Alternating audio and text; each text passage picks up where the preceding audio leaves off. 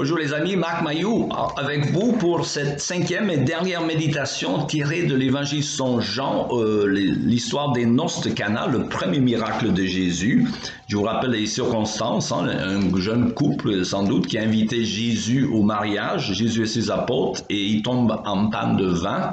Marie intervient, demande à Jésus de faire quelque chose. Jésus transforme une grande quantité, quelques 150 litres d'eau en vin, un bon vin. Et le texte, verset 9, nous dit, en général, on sert d'abord le bon vin, et quand les gens sont ivres, on leur donne de l'ordinaire. Mais toi, tu as réservé le bon jusqu'à maintenant. Et l'autre texte que je voudrais lire dans le livre des psaumes, Psaume 34, seulement le verset 9. « Goûtez et constatez que l'Éternel est bon. Oui, heureux l'homme qui trouve son refuge en lui. » Voilà, fin de la lecture.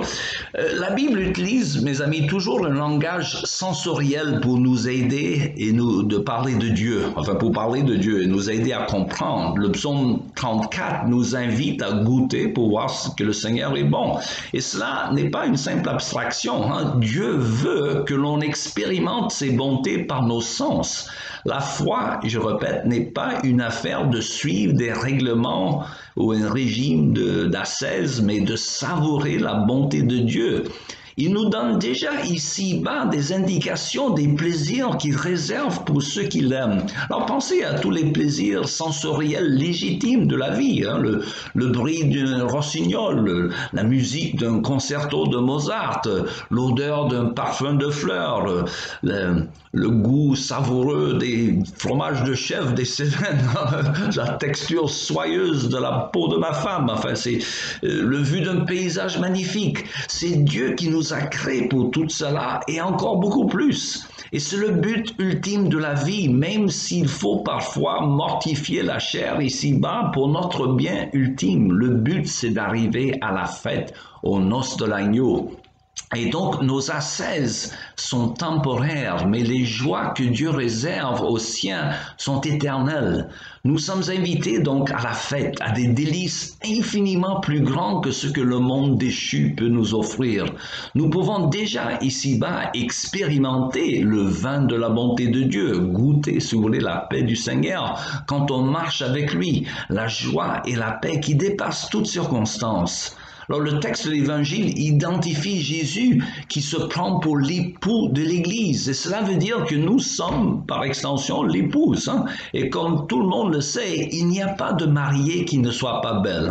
Toute femme dans toute culture en habit de noces est ravissante. Revêtue de notre habit de noces fourni par le sang purificateur de Jésus, nous sommes tous beaux devant Dieu. Mais nous sommes aussi comme les mariés des noces de Cana en ce que notre erreur de calcul en calculant mal la quantité de vin qu'il fallait pour la fête, nous allons quand même recevoir le bénéfice qui vient du travail Jésus-Christ. C'est lui qui fournit le vin, c'est lui qui fournit la joie. Et c'est ça l'évangile.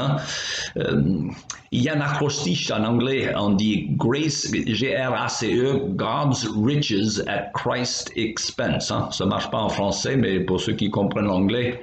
Alors, je voudrais conclure quand même avec ces méditations sur les noces de Cana. Qu'est-ce qu'il faut conclure? Premièrement, c'est que Jésus ne commence à agir dans notre vie que lorsque nous avouons que l'on est à sec, on est vide. Il n'y a plus de vin. Nous sommes humainement parlant sans solution à nos problèmes. Deuxièmement, n'ayons pas peur d'aller à Jésus, même avec des petits problèmes. Je disais dans une méditation précédente que c'est bizarre que le Seigneur ait choisi de faire son premier miracle lorsqu'il s'agissait d'une histoire d'éviter l'embarras à un jeune couple lors des noces. N'oublions pas, même Jésus, il s'occupe même de nos petits problèmes. Et enfin, soumettez-vous à ce que Jésus dit selon l'exhortation de Marie, faites tout ce qu'il vous dira, même si on ne comprend pas. Il en est de même dans la vie. Marie se rappelle sans doute des anges qui lui ont annoncé la naissance de Jésus et un tas d'autres choses que son fils a dû faire en lui rappelant qu'il ne s'agissait pas d'un enfant ordinaire. Elle savait qu'il était plus intelligent que nous. Il fallait donc lui faire confiance. Je dirais aux célibataires et aux mal mariés, hélas il y en a, je dis que le mariage parfait nous attend au ciel. Hein? Vous ne manquez rien ici-bas, pour ainsi dire. Vous ne manquez rien qui ne sera rendu au centuple dans le royaume de Dieu si vous faites confiance à Jésus-Christ.